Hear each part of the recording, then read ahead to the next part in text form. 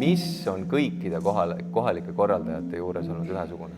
Meil on nüüd Eestis neid juba siin 24 aasta jooksul kogunenud.